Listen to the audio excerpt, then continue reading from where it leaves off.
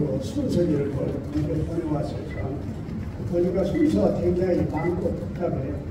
그래서 제가 메시지로 10분만 설교하겠다 이렇게 보냈더니 추목사님 아니요 20분만 해도 괜찮습니다. 추목사님 사람 참 좋은 것 같아요. 그 다음에 오늘 우리 찬양 너무 의뢰스러운데 설교 안 하고 찬양만 들으면 좋겠다. 그런 생각이 들었습니다. 박사부터 하십시오.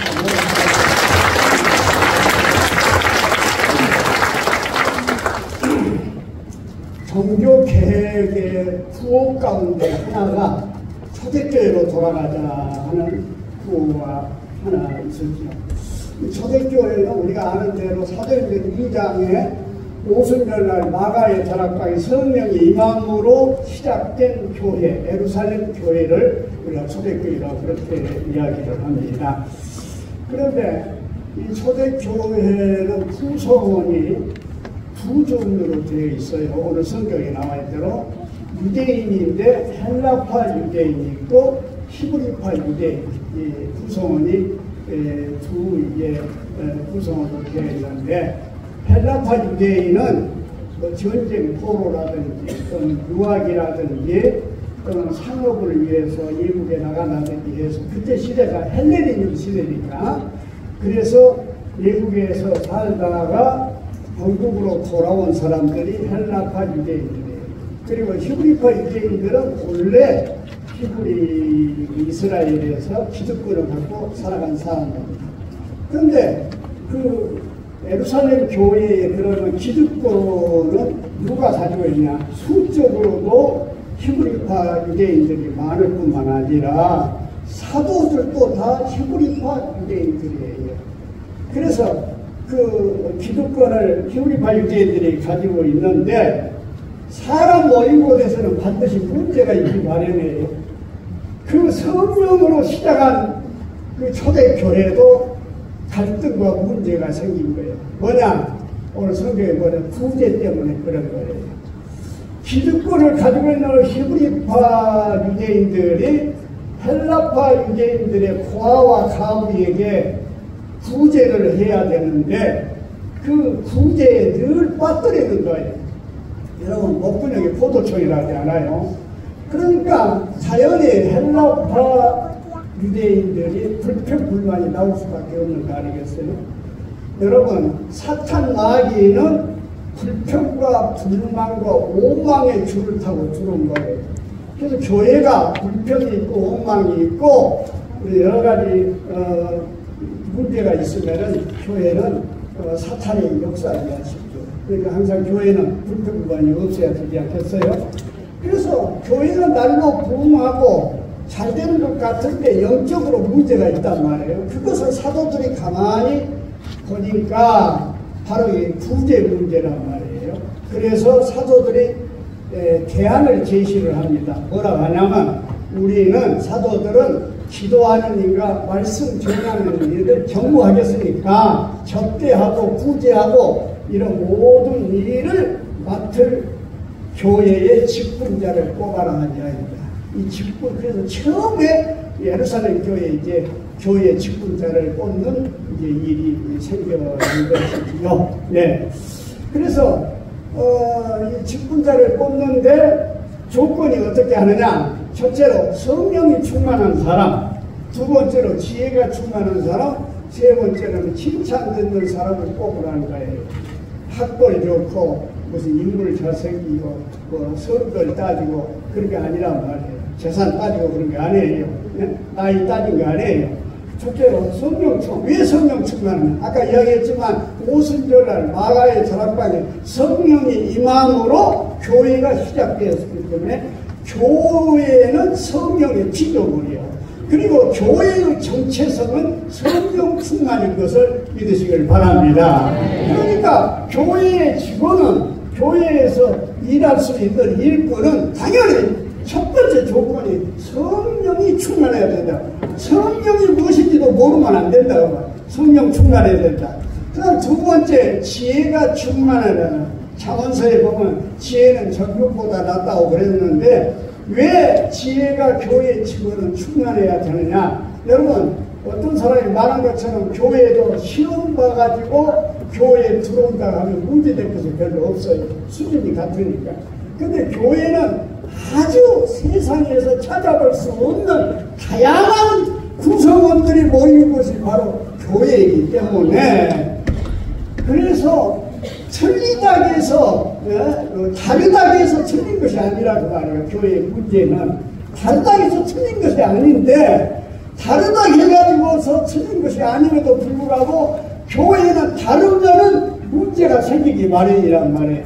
그렇기 때문에 예수님께서 뭐라고 했어요? 소자 하나를 실족하게 하면 연자맷돌을 메고 바다에 빠져서 낫다 했잖아요. 그러므로 교회의 다양한 사람들이 어느 한 사람이라도 실족한 사람이 교회에서는 있어서는 안 된다고 말이에요. 예? 교회에는 실족한 사람이 있어서는 안 돼. 그렇기 때문에 교회의 일꾼들, 교회의 직분자들은 아주 지혜가 있어야 된다. 그 이야기를 한 거예요. 세 번째, 칭찬 듣는 사람이라고 했는데, 그것은 뭐냐면 적어도 교회에 직분 맡은 사람들은 교회 안에서도 모범적인 사람들 아니에요. 교인들이 선출했기 때문에. 그렇다고 하면은 도덕적으로 흠이 없어야 돼요. 지도자나 직분자는 도덕적으로 흠이 있으면 문제가 있다고 말해요. 도덕적으로 흠이 없어야 되고, 두 번째는 윤리적으로 완전할 수 있는 사람이어야 돼요. 다시 말하자면 지도자는 일반적인 평가를 어떻게 하냐면, 첫째로 정직해야 돼요. 윤리적으로 보면.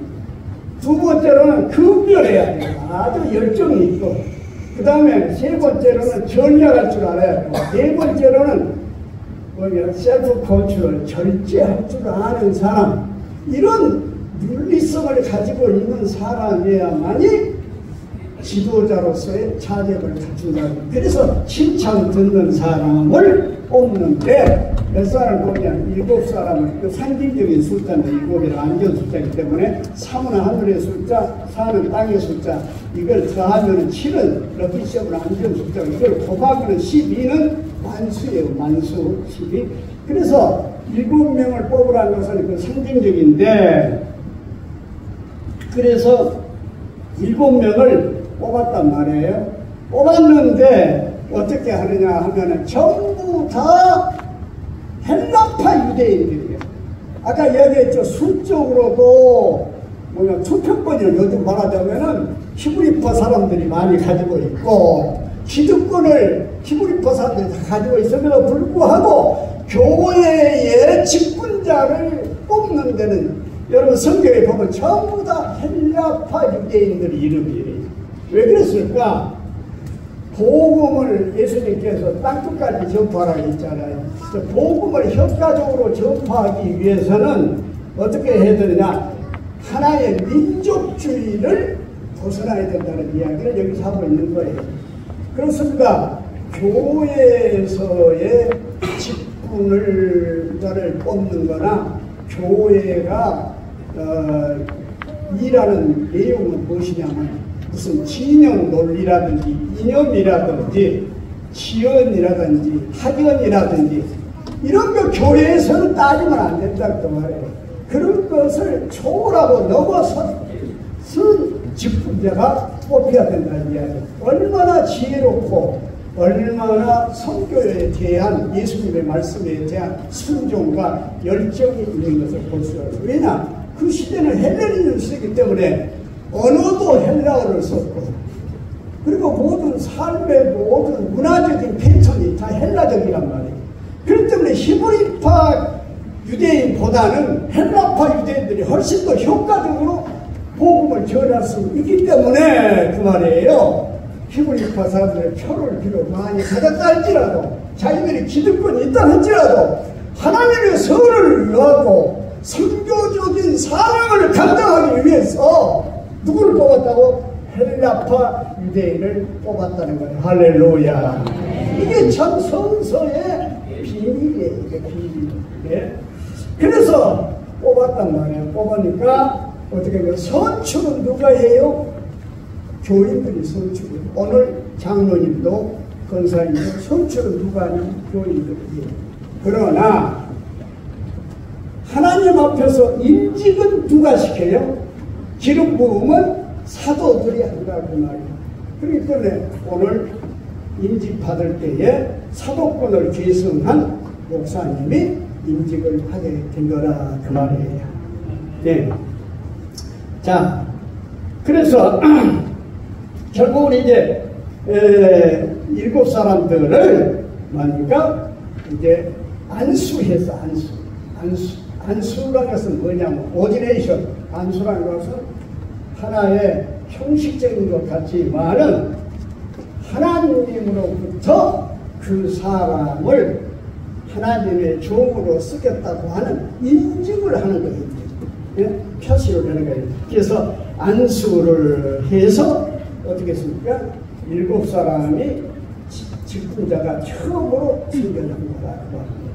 그렇다고 하면은 교회의 직분자는 어떻게 해야 되느냐? 어떤 모든 면에 있어서 오직 헌신적이고 충성을 다하는 것이 그것이 교회의 직분자인 거예요.